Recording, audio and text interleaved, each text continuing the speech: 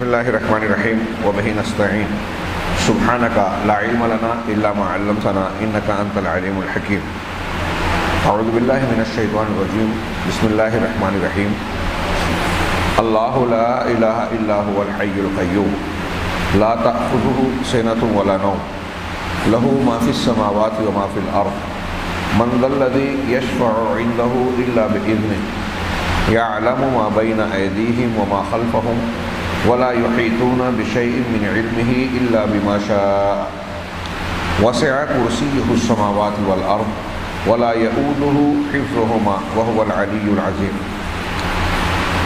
محترم حاضرین، یہ ہمارے سامنے جو کتاب ہے اس میں دوسری مجلس میں ہم داخل ہونے جا رہے ہیں۔ شیخ ربیع بن ہادی المدخلی، علامہ ربیع، ان کی دوسری مجلس ہے، جبکہ ہماری گفتگو مزید کچھ پھیل رہی ہے اور یہ کئی دروس کے بعد ہم دوسری مجلس میں داخل ہو رہے ہیں۔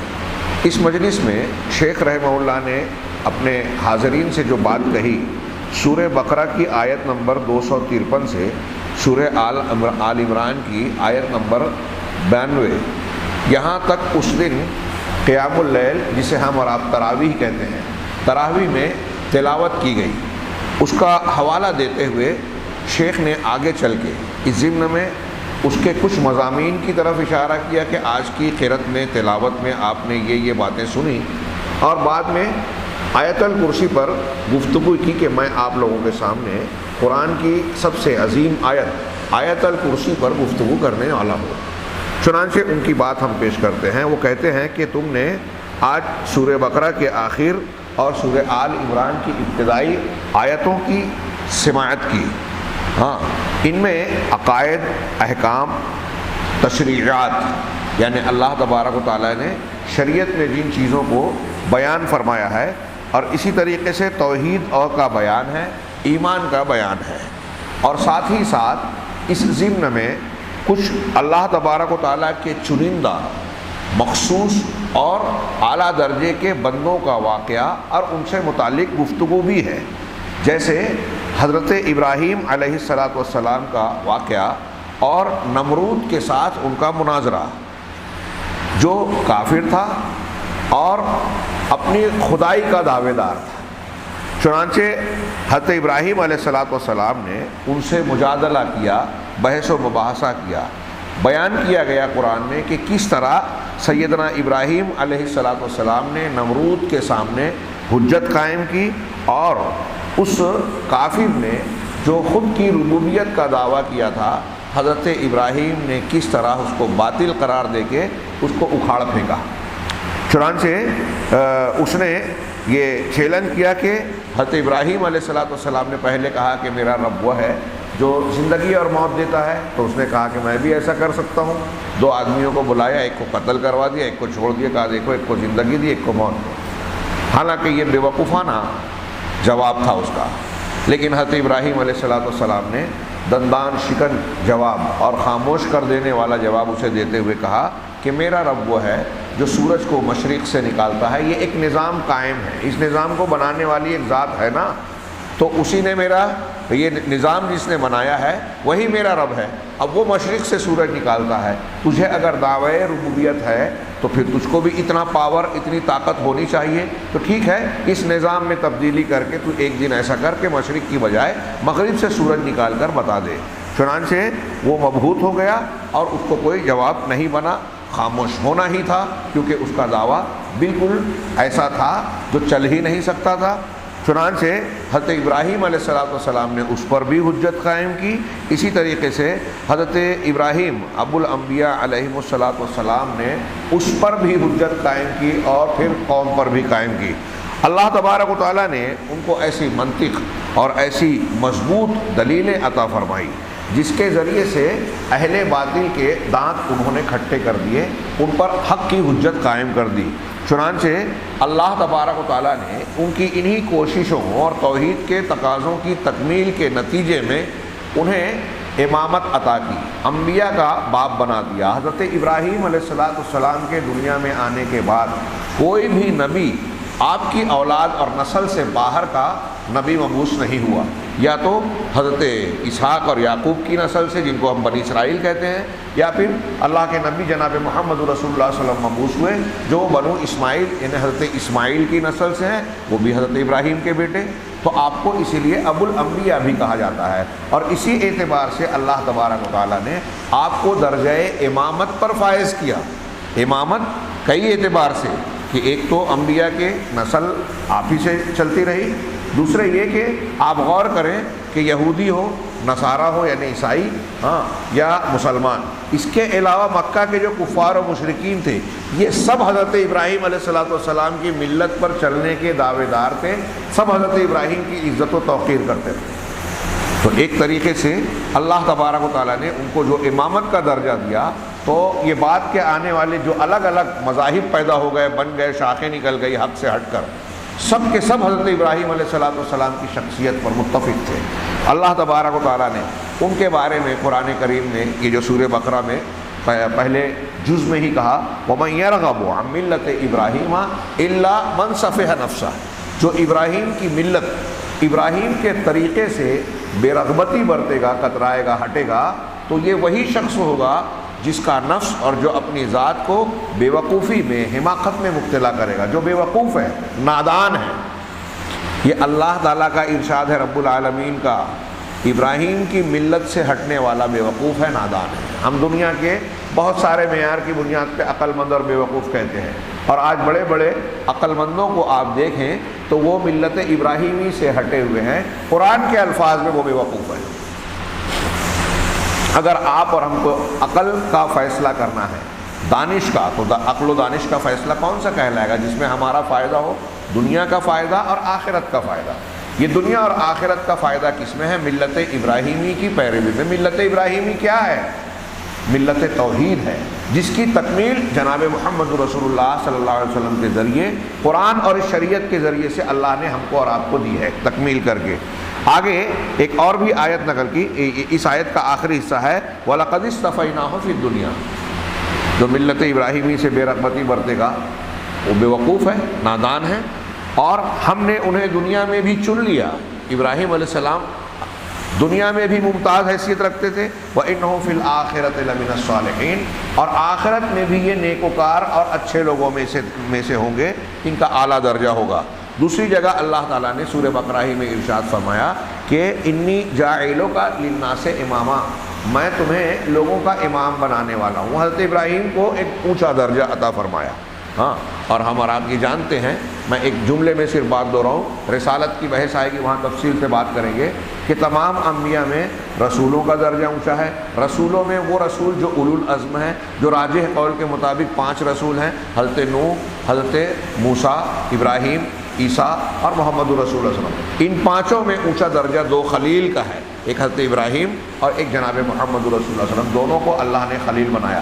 ان دونوں خلیلوں میں اونچا درجہ خاتم النبیین کا ہے، یعنی ہمارے نبی جناب محمد رسول اللہ صلی اللہ علیہ وسلم۔ یعنی میں بتانا یہ چاہ رہا ہوں کہ اللہ کے رسول صلی اللہ علیہ وسلم کے بعد تمام انبیاء اور رسولوں میں، پوری دنیا کے انسانوں میں سب سے اونچا درجہ کسی کا ہے تو وہ حضرت ابراہیم کا۔ اور اہل علم نے لکھا کہ ان رسولوں میں بھی ان کا درجہ جو اللہ تعالیٰ نے مقرر کیا ہے، فضیلتیں عطا کی ہیں، سب رسول میں ہم کسی کی بے عزتی نہیں کر سکتے، اور کوئی کم درجے کا بھی نبی، دنیا کا کوئی اچھے سے اچھا انسان ان کے پیر کے دھول کے برابر نہیں پہنچ سکتا، یہ دماغ میں رکھیے گا، یہ ایک الگ بات ہے۔ تمام رسولوں کا درجہ دنیا کے تمام انسانوں سے اونچا، تمام انبیاء اور رسولوں کا۔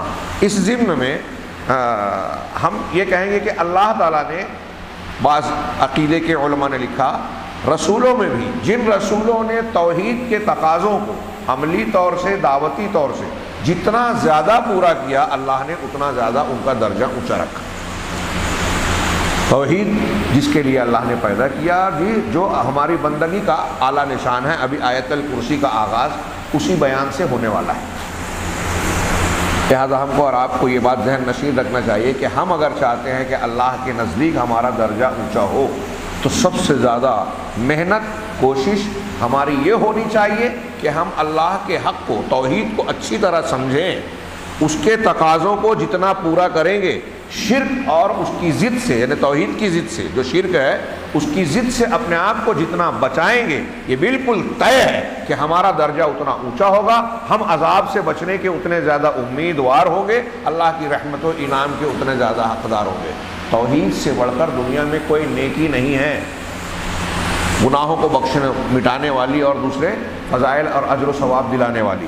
آگے بڑھتا ہوں میں کہ شیخ ربیع، علامہ ربیع کہتے ہیں وَتَحَدَّثَ اللَّهُ تَبَارَكَ وَتَعَالَىٰ عَنِ الصَّدَقَاتِ، ان آیتوں میں جو آج تلاوت کی گئی، یعنی سورہ بقرہ کے آخر کی اور پھر اس کے بعد سورہ آل عمران کی ابتدائی آیتیں 92 تک، تو کہتے ہیں کہ اللہ تبارک و تعالیٰ نے ان آیتوں میں بر، نیکی اور ربا، یعنی اللہ کے راستے میں خرچ کرنا، اس کے بارے میں احکامات بیان کیے، کہ غربا مساکین میں بٹنا چاہیے۔ سورہ بقرہ کے آخر میں دیکھیے اقتصادیات اور معاشیات۔ سورہ بقرہ میں ایسی صورت ہے طویل کہ اللہ تبارک و تعالیٰ نے زندگی کا کوئی گوشہ ایسا نہیں ہے جس کے بارے میں، پورے دین میں تو ہے ہی، سورہ بقرہ میں کچھ نہ کچھ بیان نہ ہو۔ عبادات ہیں، معاملات ہیں، حلال حرام ہیں، شادی ہے، وصیت ہے، طلاق ہے، پھر زندگی کے مختلف اور امور، پانچوں فرائض، پانچوں ایمان اور اسلام کے ارکان کا بیان ہے۔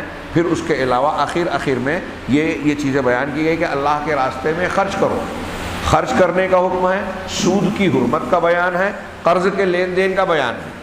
اللہ تبارک و تعالیٰ نے، میں نے رات میں اس دن وہاں درس دیا تو انہوں نے اسی سے یہ ایک نقطہ نکالا کہ قرآن اور حدیث کی ایک خوبی یہ ہے کہ اللہ تعالیٰ نے اگر ان میں کسی چیز کو ہمارے لیے حرام کیا تو اس حرام کے بدلے میں جو ہمارے لیے نقصان دہ تھا اس کو حرام کیا، اس حرام کے بدلے میں اللہ تعالیٰ نے اس کے مقابل کوئی ایسی چیز حلال کی جو ہماری ضرورت کا سامان بنے۔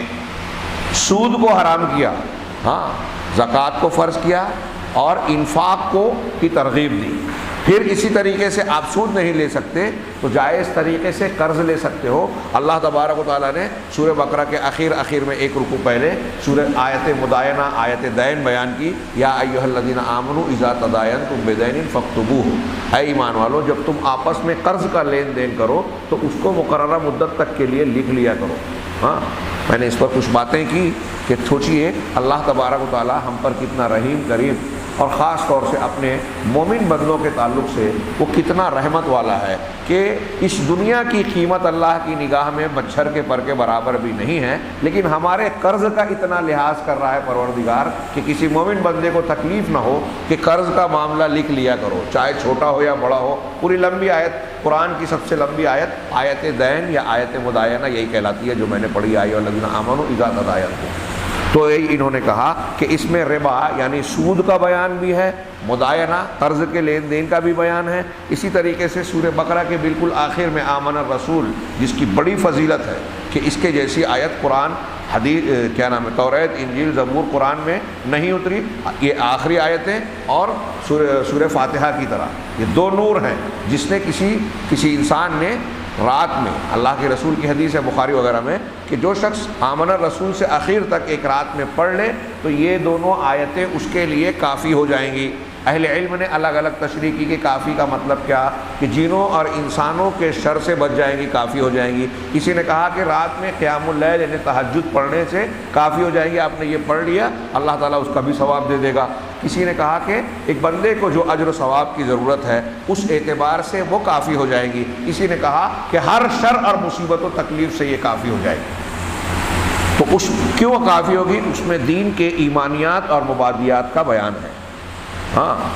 دین کی بنیادوں کا خلاصہ ان دو آیتوں میں بیان کیا گیا ہے، اور پھر اللہ تبارک و تعالیٰ سے دعا اور تذلل، بندگی کے اظہار کا بھی اس میں پہلو زبردست انداز میں موجود ہے۔ اللہ کے رسول نے فرمایا کہ اگر کوئی شخص ان کو پڑھتا ہے، سورہ فاتحہ کو اور آمن الرسول کو، تو ہر حرف جو وہ مانگتا ہے، دعا کرتا ہے ان آیتوں کے حوالے سے، اللہ تعالیٰ اسے قبول کرتا ہے، رد نہیں کرتا، الا یہ کہ دعا کے قبول کرنے کی کوئی رکاوٹ پائی جاتی ہو۔ چنانچہ یہ کہہ رہے ہیں کہ ہم نے سورہ بقرہ کی ان آیتوں کو سنا، پھر اس کے بعد آل عمران کی آیتوں کو بھی سنا جس میں توحید کا بیان ہے، اور اس میں انبیاء کرام علیہم الصلاۃ والسلام کے واقعات ہیں۔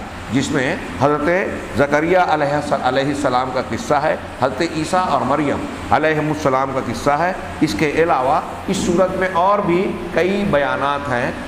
غیر المغضوب علیہم ولا الضالین، جب اللہ تعالیٰ نے ہم کو سورہ فاتحہ سکھائی تو اس کے جواب میں سورہ بقرہ میں بتایا کہ جو مغضوب علیہم یہود ہیں ان کی تفصیل سورہ بقرہ میں ہے، اور سورہ آل عمران میں ضالین یعنی نصارہ کے بارے میں تفصیل ہے کہ تم غیر المغضوب اور الضالین ان کے طریقے سے راستے سے اپنے آپ کو بچانا چاہتے ہو تو دیکھو سورہ بقرہ میں مغضوب علیہم یہود کے بارے میں تفصیل ہے، جیسا انہوں نے کیا ویسا تم نہ کرنا۔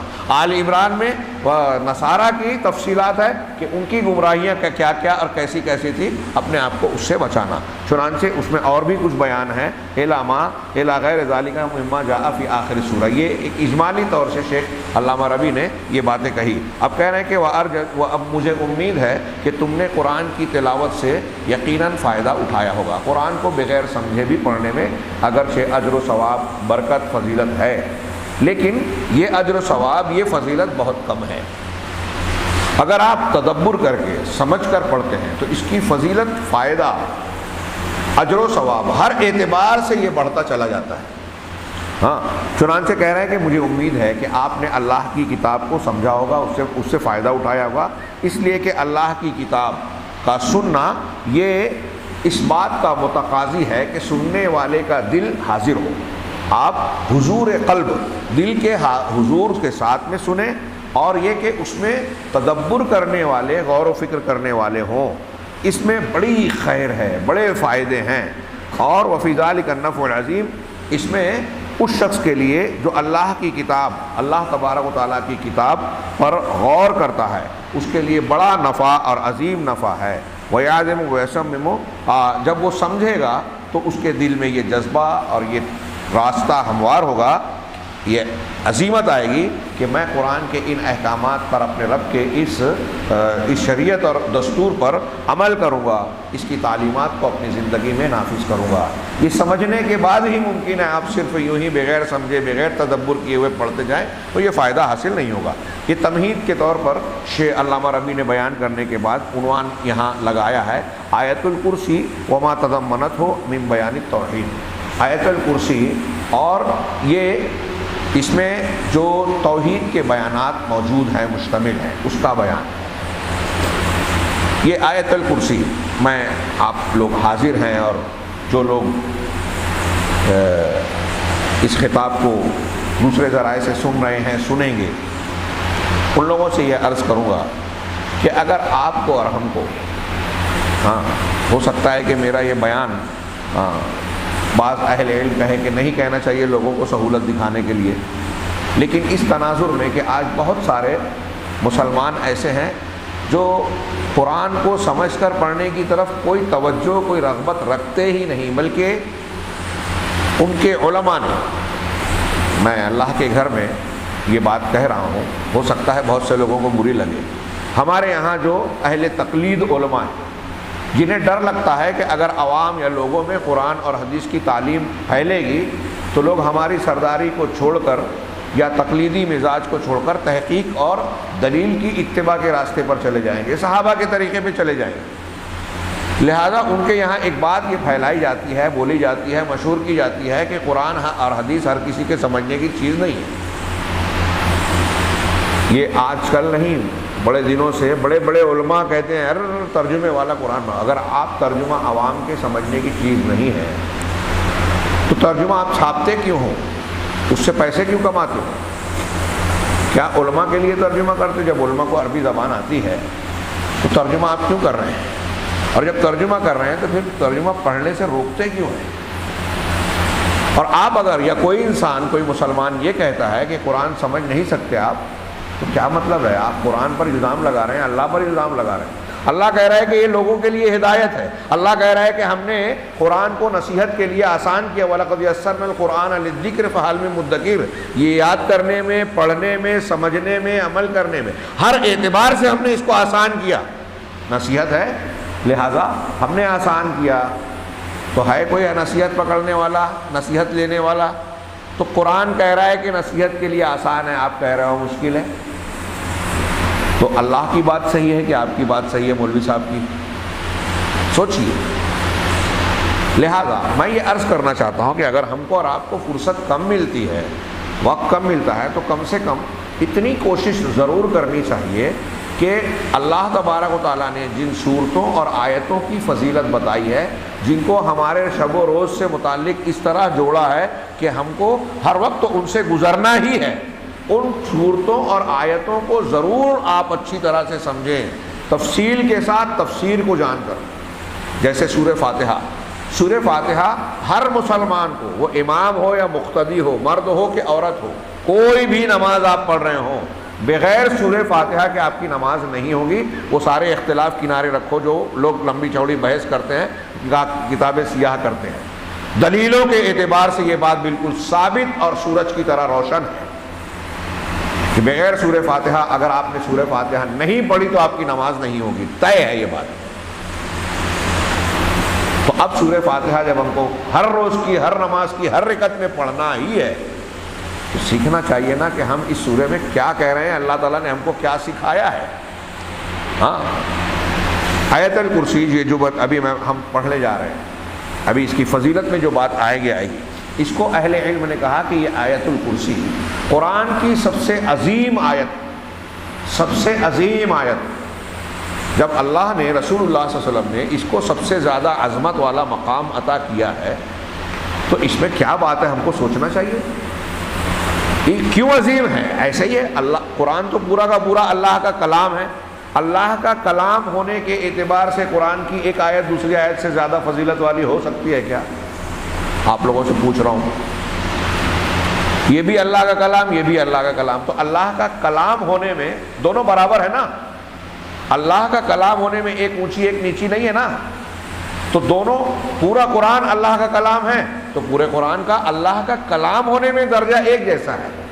پھر یہ فضیلت کس بات میں ہے کہ سورہ فاتحہ سب سے عظیم سورت ہے، آیت الکرسی سب سے عظیم آیت ہے، قل اللہ احد جو ہے چھوٹی سی سورت ہونے کے باوجود ایک تہائی قرآن کے برابر ہے، آمن الرسول سے آخر تک جس نے پڑھا تو اس کے لیے وہ کافی ہو جائے گی، اور ایسی اس کی نظیر والی آیتیں نہ توریت میں، نہ انجیل میں، نہ زبور میں، نہ خود قرآن میں۔ تو یہ فضیلت کیسے ہے، کہ کس بنیاد پہ ہے؟ اللہ کا کلام ہونے میں تو سب برابر ہیں، ٹھیک ہے، تو پھر فضیلت یہ اونچی یہ نیچی، یا اس کا درجہ اونچا اس کے مقابلے میں یہ کم درجہ، تو یہ اونچا درجہ کس بنیاد پر ہے؟ غور کیا آپ نے؟ ہم نے کبھی غور کرنا چاہیے، اور یہ جب غور کریں گے تو اسی سے یہ دل میں جذبہ بیدار ہونا چاہیے کہ جو فضیلت والی آیتیں اور صورتیں ہیں ان کے معنی اور مفہوم کو ہمیں زیادہ اچھی طریقے سے ذہن و دماغ میں رکھنا بسانا چاہیے۔ اور اللہ تعالیٰ نے اس کی فضیلت، رسول اللہ صلی اللہ علیہ وسلم نے اس کی عظمت اسی لیے واضح کی ہے کہ ہم پورے قرآن نہ صحیح تو کم سے کم ان چیزوں کو سمجھیں، اس لیے کہ یہ مقاصد شریعت کو ہم کو زیادہ عظمت اچھے انداز میں سمجھانے والی ہیں، یا اس میں اس پر مشتمل ہے۔ میں بات کو پیچھے بھول جاؤں گا کہ ان کی عظمت دوسری آیتوں یا صورتوں کے مقابلے میں کیوں ہے، اس کی وجہ ہے اس کا مضمون اور مواد۔ اللہ کا کلام ہونے میں دونوں کا درجہ ایک ہے، تبت یدا ابی لہب و تب بھی اللہ کا کلام ہے، قل هو اللہ احد اللہ الصمد بھی اللہ کا کلام ہے، تو اللہ کا کلام ہونے کی وجہ سے دونوں کا درجہ ایک ہے۔ لیکن قل هو اللہ احد میں اللہ تبارک و تعالیٰ کی ذات، اس کی صفات، اس کی عظمت اور کبریائی کو بیان کیا گیا ہے، اللہ تعالیٰ کی ذات و صفات کو بیان کیا گیا ہے۔ اب اللہ کی ذات و صفات کا ایک میٹر اور موضوع ہے، یہاں ابو لہب، اس کی بیوی اور اس کی سزا کا ذکر ہے، یہ دونوں ایک جیسے ہیں کیا؟ میں سمجھانا چاہ رہا ہوں، سمجھ میں آ رہی ہے بات؟ کہ اللہ تبارک و تعالیٰ کی توحید اور صفات کا بیان ایک آیت میں ہے، سورت میں ہے، اور ایک آیت اور سورت میں چور اور چورنی کا ہاتھ کاٹنے کا ذکر ہے، زانی اور زنا کے احکامات کا بیان ہے، مال اور سود کے بارے میں، لین دین کا، زکوٰۃ کا، صدقات کا اور دوسرے مسائل کا بیان ہے۔ تو ایک آیت میں اللہ تبارک و تعالیٰ کی عظمت، اس کی توحید، اس کی کبریائی، اس کی بڑائی، اس کی صفات کا ذکر ہے، اور ایک آیت میں ہماری زندگی کے مسائل ہے، کافروں کا ذکر ہے، فرعون اور نمرود کی بات ہے، ابو لہب کا تذکرہ ہے۔ تو مضمون کے اعتبار سے دونوں ایک جیسے ہیں کیا؟ کون سا مضمون اونچا بڑا عظمت والا ہوگا؟ جو اللہ تبارک و تعالیٰ کی ذات اور توحید سے متعلق ہے۔ کتنی سمپل سی بات ہے۔ تو اس اعتبار سے آپ غور کریں اور جو ایسی صورتیں اور آیتیں ہیں، میں آپ حضرات سے خاص طور سے کہوں گا کہ خاص وقت نکال کر، ایسے تو پورے قرآن پر غور و فکر کرنے کی کوشش کرنی چاہیے، لیکن ان صورتوں اور آیتوں کو جو ہمارے ساتھ جڑی ہوئی ہیں روزمرہ کی زندگی میں، جن کو اللہ کے رسول صلی اللہ علیہ وسلم نے توجہ دلا کر خاص طور سے کہا کہ یہ فضیلت والی ہیں، ان کو اور زیادہ توجہ کے ساتھ ہمیں تفصیل سے سمجھنا چاہیے۔ یہ آیت الکرسی، ابھی ہم آگے جو پڑھیں گے، میں ایک چیز کی طرف توجہ دلانا چاہتا ہوں کہ اہل علم نے یہ بیان کیا کہ یہ آیت الکرسی ایسی ہے کہ ایک مسلمان بندے کو دن بھر میں کم سے کم 8 مرتبہ اسے پڑھنا چاہیے۔ ہمارے کویت کے ایک استاد تھے، انہوں نے 9 مرتبہ کہا۔ ہاں، شیخ عبدالرزاق بن عبد المحسن، ان کی کتاب ہے آیت الکرسی و براہین التوحید، میں نے اس کا ترجمہ کیا، اس میں انہوں نے 8 مرتبہ نقل کیا ہے، لکھا ہے۔ ہاں، یہ بات کویت کے ایک استاد آئے تھے ہمارے ایک ٹریننگ کورس میں، ان کے سامنے جب نکلی اور میں نے ذکر کیا تو انہوں نے کہا 8 نہیں 9۔ 8 اور 9 کیسے؟ 8 مرتبہ کیسے ہم کو اور آپ کو روزانہ پڑھنا چاہیے؟ ہر 5 نماز جو فرض پڑھتے ہیں اس کے بعد۔ نسائی کی حدیث ابھی آپ پڑھیں گے کہ جو شخص نماز کے بعد آیت الکرسی کا التزام کرے گا، ہاں، ہر فرض نماز کے بعد آیت الکرسی ضرور پڑھے گا، تو اسے جنت میں جانے سے سوائے موت کے اور کوئی چیز نہیں روکے گی، یعنی جب تک مرا نہیں ہے تب تک جنت میں نہیں گیا۔ علامہ ابن تیمیہ رحمہ اللہ اس حدیث کو نقل کر کے ایک جگہ کہتے ہیں، ابن قیم رحمہ اللہ ان کے شاگرد نقل کرتے ہیں کہ وہ کہتے ہیں کہ میں نے یہ حدیث پڑھی ہے، مجھے نہیں یاد ہے کہ کوئی فرض نماز پڑھنے کے بعد میں نے آیت الکرسی نہ پڑھی۔ تو یہ 5 مرتبہ پڑھنا چاہیے ایک۔ پھر اس کے بعد جو ہے صبح کے اذکار میں آیت الکرسی شامل ہے، صبح کی جو دعائیں اور ذکر و اذکار ہیں جو فجر کی نماز کے بعد سے سورج نکلنے تک پڑھنا چاہیے۔ اگر کسی وجہ سے بھول چوک ہو گئی تو سورج نکلنے کے بعد بھی پڑھ سکتے ہیں، اہل علم نے بیان کیا، ہاں، لیکن اس کا اصل وقت وہی ہے۔ اور شام کی دعا جو عصر کے بعد سے مغرب تک، اگر کسی وجہ سے دیر ہو گئی تو غروب آفتاب کے بعد بھی پڑھ سکتے ہیں۔ تو ان 2 صبح اور شام کے اذکار میں بھی آپ کو آیت الکرسی پڑھنی ہے، 5 نمازوں کے بعد یہ 2، کتنا ہو گیا؟ 7۔ تیسرا، سونے کے وقت پڑھنا ہے، بستر پر جب آپ جائیں تو اس وقت حضرت علی رضی اللہ تعالیٰ عنہ کہتے ہیں کہ میں نہیں سمجھتا کہ کوئی مسلمان ہو، مومن اور مسلمان، وہ اگر مسلمان ہے تو بستر پر جب سونے کے لیے جائے تو آیت الکرسی اور آمن الرسول سے آخر تک یہ نہ پڑھے، میں نہیں سمجھتا۔ حضرت علی کہتے ہیں، یعنی حدیثوں میں تو جو ہے حضرت علی کے اس قول سے یہ پتہ چلتا ہے کہ ایک مسلمان کو اس کا انتہائی پابند ہونا چاہیے کہ جب بستر پر آپ سونے کے لیے گئے تو کم سے کم آیت الکرسی اور آمن الرسول سے آخر تک سورہ بقرہ کی 2 آیتیں ضرور پڑھنی چاہیے۔ یہ 8 مرتبہ ہو گیا۔ ہاں، وہ جو 9ویں مرتبہ کہنے والے استاد محترم تھے، انہوں نے یہ بیان کیا کہ وہ جو حدیث ہے، 2 الگ الگ حدیثوں میں، ایک نسائی کا ایک واقعہ الگ ہے، بخاری کا ایک واقعہ الگ ہے، دونوں میں یہ ہے کہ شیطان کو چوری کرتے ہوئے صحابی نے پکڑا۔ بخاری میں حضرت ابو ہریرہ کا واقعہ ہے اور نسائی میں دوسرے صحابی کا واقعہ ہے۔ ان کے کھجور کے ٹوکرے سے روزانہ کھجور کم ہو رہی تھی، ایک دن انہوں نے پکڑا، وہ شیطان تھا، اس کی حیت وغیرہ بھی بیان کی، اور اس میں دونوں میں الگ الگ انداز میں یہ بات بیان کی گئی ہے کہ اگر کوئی شخص آیت الکرسی پڑھ لے گا تو اس کے گھر چوری نہیں ہوگی، اور وہ صبح میں پڑھے گا تو شام تک، شام میں پڑھے گا تو صبح تک، ایک فرشتہ اس کی حفاظت کرتا رہے گا۔ ہاں، تو شیطان اپنے شر سے بھی نقصان نہیں پہنچا سکتا اور چوری بھی نہیں کر سکتا۔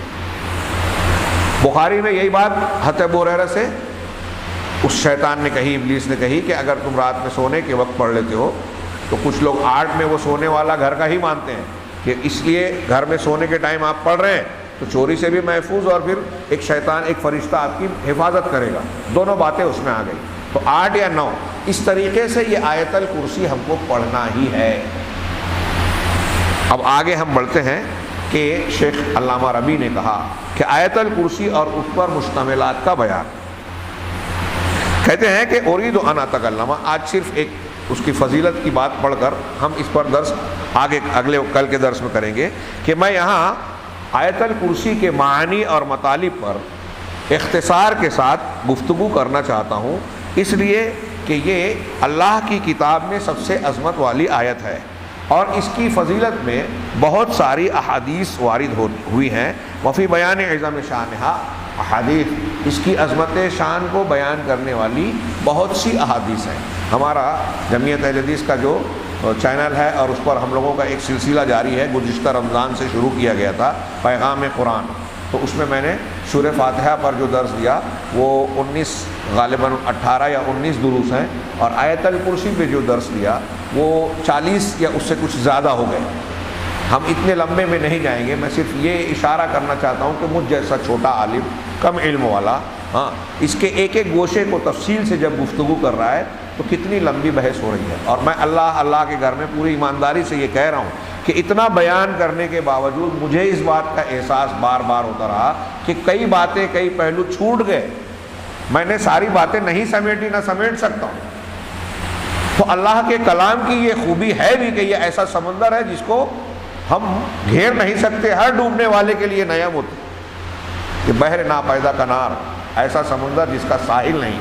اللہ تبارک و تعالیٰ کے علوم اور کلام میں ایسی ہی گہرائیاں اور وسعتیں ہیں، اور ہم کتنا بھی جان لیں یہ اس کا تھوڑا سا ہی علم ہوگا، تو آپ اندازہ لگا سکتے ہیں۔ اور پھر اس بات کو جو میں بتا رہا ہوں کہ اتنی تفصیل سے میں نے گفتگو کی اور پھر بھی تشنگی کا احساس ہے، اصل میں آپ حضرات کو یہ بتانا چاہتا ہوں کہ اللہ کے اس کلام میں کتنی گہرائیاں، کتنی وسعتیں، اور جب اللہ نے اور رسول نے اس کو سب سے عظمت والی آیت کا مقام دیا ہے تو دراصل یہ اسی کے معنی، مطالب، عظمتوں اور اس کے مضامین کی بنیاد پر ہے۔ یہ مضامین اگر ہمارے ذہن و دماغ میں گھس گئے نا، کسی مسلمان کے دماغ میں اتر گئے، اس کے دل و دماغ میں اتر گئے یہ مضمون، تو وہ شرک نہیں کر سکتا۔ اتنا مضبوط اس میں توحید کی دلیلیں ہیں، اور اسی لیے اس کی یہ عظمت ہے۔ چنانچہ اس کی عظمت شان میں بہت ساری حدیثیں وارد ہیں۔ انہی حدیثوں میں سے صحابہ، کبار صحابہ میں سے ایک صحابی جو قرائے صحابہ میں قاری جن کو کہتے تھے، وہ قرآن کے عالم ہوتے تھے۔ ہمارے یہاں صرف تجوید پڑھنے والے قاری کی طرح نہیں، قرآن کو پڑھنے میں بھی اور سمجھنے میں بھی اعلیٰ درجے کے علماء۔ تو کہا ان قرائے صحابہ میں سے ایک صحابی سے اللہ کے نبی صلی اللہ علیہ وسلم نے سوال پوچھا، ابی بن کعب رضی اللہ تعالیٰ عنہ سے، یا ابا المنذر، حضرت ابی بن کعب، یا ابا المنذر اتدری ایو آیت فی من کتاب اللہ اعظم، اے ابو المنذر تم جانتے ہو کیا، بتاؤ کہ اللہ کی کتاب میں کون سی آیت سب سے زیادہ عظمت والی ہے؟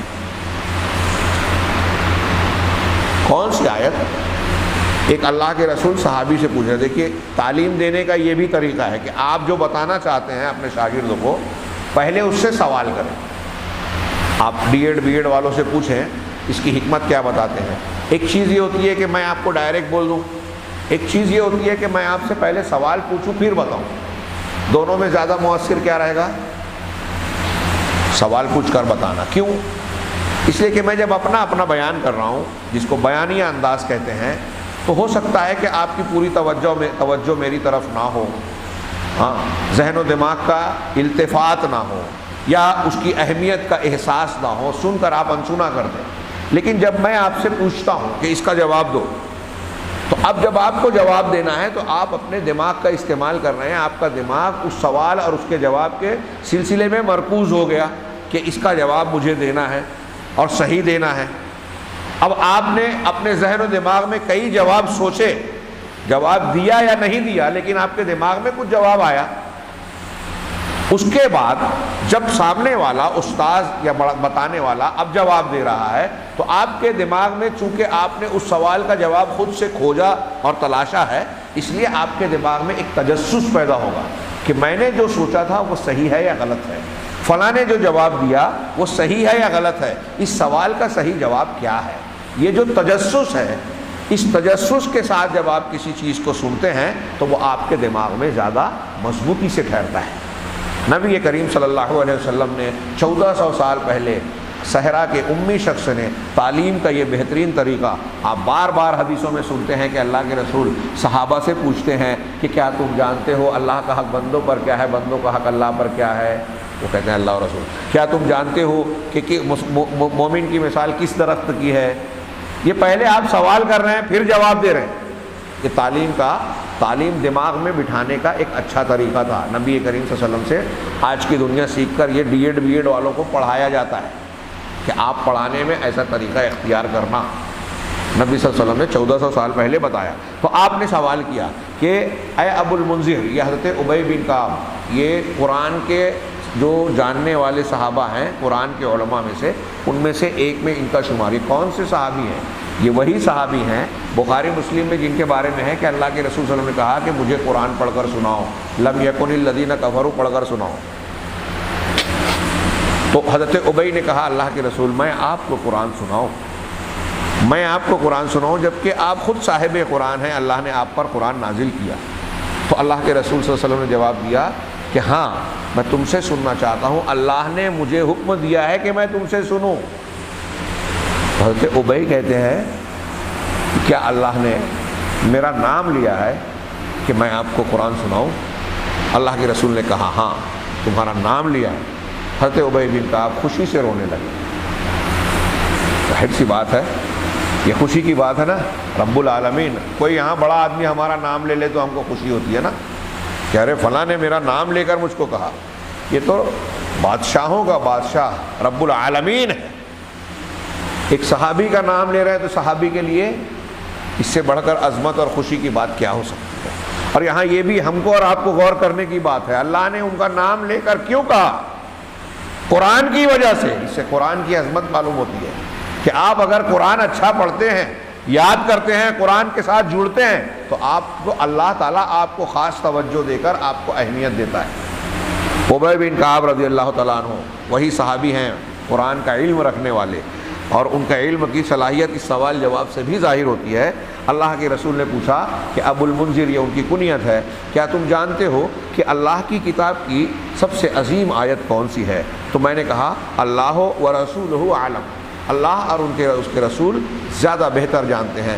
یہ ایک ادب کا طریقہ بھی تھا کہ اللہ اور رسول کی طرف سے جب بات آ رہی ہے تو اپنی بات کہے بغیر یہ کہا جائے کہ وہ زیادہ بہتر جانتے ہیں، تاکہ ہم کو پتہ چلے، ان کی طرف سے بتایا جائے۔ یہ ادب کا تقاضا بھی تھا۔